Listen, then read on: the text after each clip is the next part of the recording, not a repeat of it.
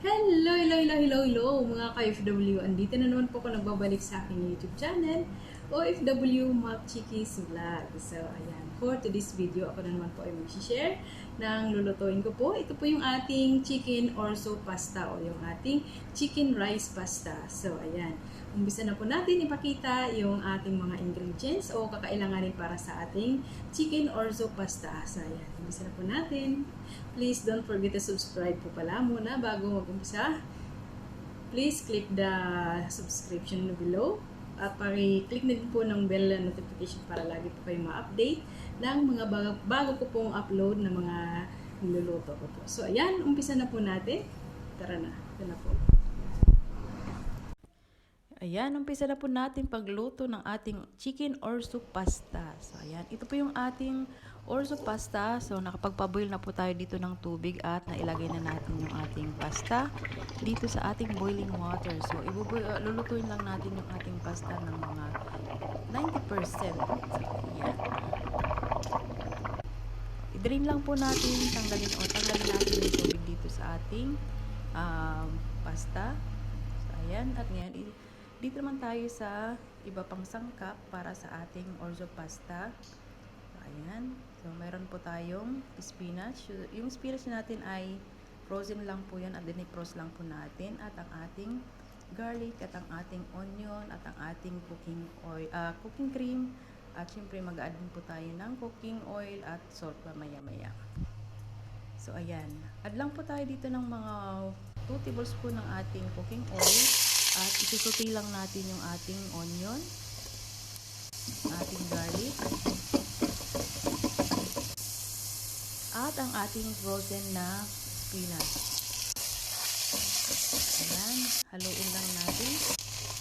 At ngayon naman po ay i-add na rin natin yung ating cooking cream.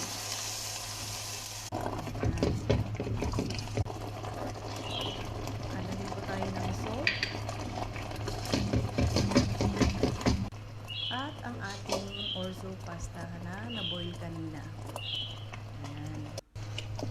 Mix lang po natin hanggang sa makumbine na po lahat ng ating pasta at ang ating sauce kanina na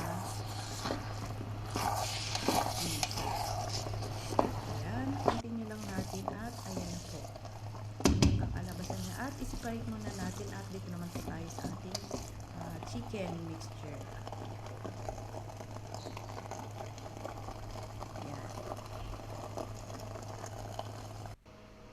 So, ayan, bali dito naman po tayo sa ating chicken mixture o chicken sauce. So, mayroon po tayong ketchup, cooking cream, chicken, black pepper, coriander, salt, at ang ating garam masala, at ang ating cumin, at ginger garlic paste, chicken cubes, tabasco, at ang ating onion.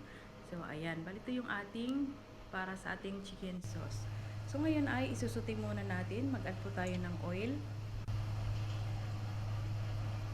Isutin muna natin ang ating onion, ang ating ginger garlic paste, at ang ating chicken. So, natin yung chicken dito. Yung ating chicken ay hiwa-hiwalan po natin ng cubes na maliliit. Ayan. Ang ating garam masala, ang ating masala. So, i-add po natin dito. So, anyway, lahat ng ating ingredients ay ilalagay ko na lang po mamaya sa description below. At ang ating chicken cubes. Complete ingredients po sa ating chicken orzo pasta. At ang ating cooking cream. Ayan, 1 box ulit na ang ating cooking cream.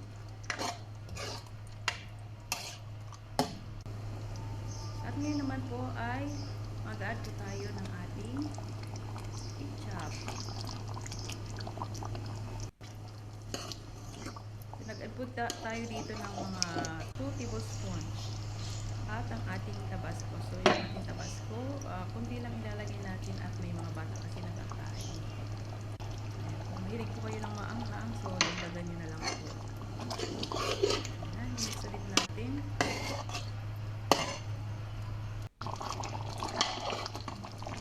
Ayan. So, ganitong tip yung ating kailangan dito sa ating chicken sa ating chicken orzo pasta. So ayan, balito na po yung ating naluto kaninang pasta. So ngayon ay ilalagay lang po natin sa ating harariya o kung saan po nyo gusto ilagay. Ayan. Lagyan lang natin ng butas o hole dito sa gitna para ilagay natin yung ating sauce dito sa gitna ng ating harariya o yung ating orzo pasta na ilagay sa ating harariya. Ayan. So ito naman po yung ating sauce. So ilalagay lang po natin dito sa gitna.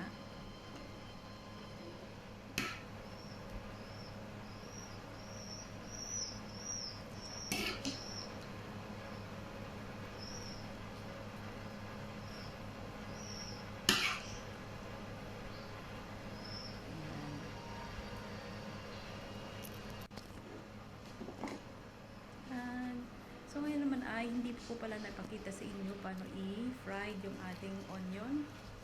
Kasi ito ay sobra lang din po sa biryani na niluto ko. So ngayon, ito naman yung ating fried garlic din. So pwede rin kayo mag-add ng fried garlic or onion lang.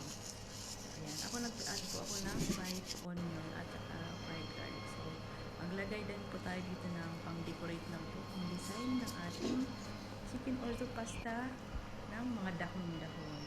Para naman maging ka-attractive o maganda tingnan yung ating niluto. Ayan, may kabuhay-buhay.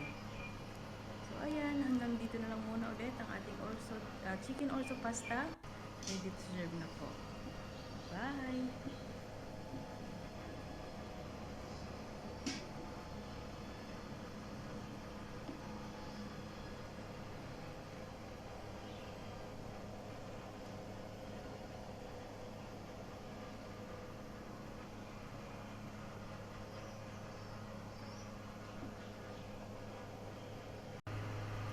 So, ayan, luto na po na yung ating orzo pasta. So, ngayon, i-prepare na po natin para i-serve na natin sa ating kapagkainan o para sa kanilang iftar. So, ayan, hanggang dito na lang muna ulit ang aking vlog ngayon, OFW Mac Chickies Vlog. Orzo pasta o rice pasta with chicken. Ayan, bye-bye! Hanggang dito na lang muna ulit. Bye!